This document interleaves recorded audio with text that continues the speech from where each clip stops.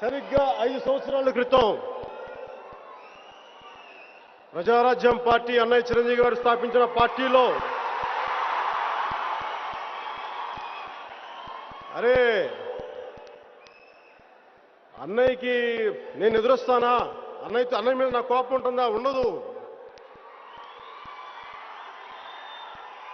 వాళ్ళెవరో ఢిల్లీలో చేసిన పనికి అన్నయ్య మీద ఎందుకు కోపం చూపిస్తాం?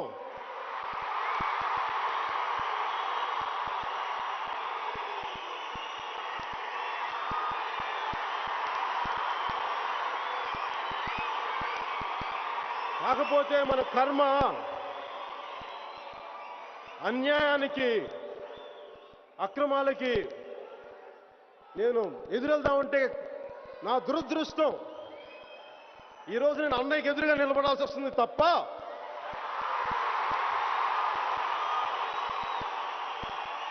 గుండెల్లో ఉన్న అన్నయ్య మీద ఎదురుగా కాదు, ఎదిరించి కాదు.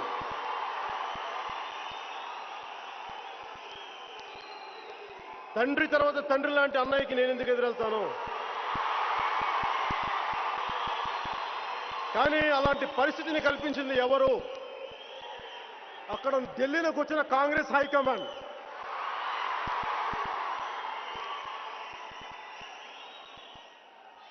ఏదో శుభ్రంగా సినిమాలు చేసుకుంటూ, ఏదో చాలీచాలని డ్యాన్సులు చేస్తూ, ఏదో మీకు ఆనందం కల్పిద్దామంటే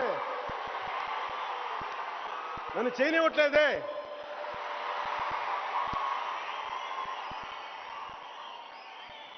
అందుకని ఈరోజు ఇలాంటి పరిస్థితుల్లో మేము ముందుకు వచ్చాం.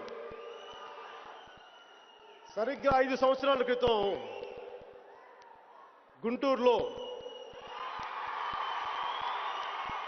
ప్రజారాజ్యం పార్టీ తరఫున ఎలక్షన్ ప్రచారంలో నా ఆఖరి రాజకీయ ప్రసంగం చేశాను.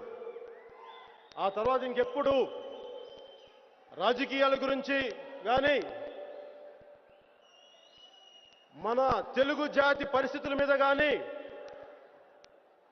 మన దేశ సమస్యల మీద కానీ, ప్రజల సమస్యల మీద కానీ నేను కనీసం ఎప్పుడు నోరు విప్పలేదు, పెదవి కదపలేదు.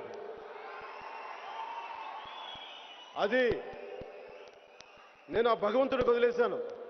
నేను నిజంగా నాకు రాజకీయాలకు రావాలన్న కోరిక కూడా లేదు. వచ్చుంటే ఎంపీగానో ఎమ్మెల్యేగానో ప్రజారాజ్యం పార్టీలోనే ఉండేవాడిని.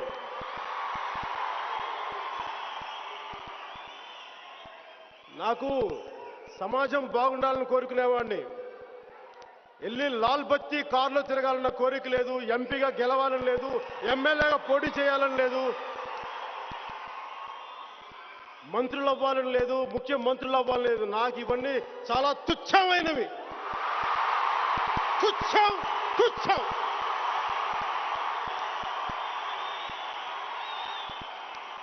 మీరు చూపించే అభిమానం ముందు, మీరు చూపించే ప్రేమ ముందు ఇవి నిలుస్తాయా?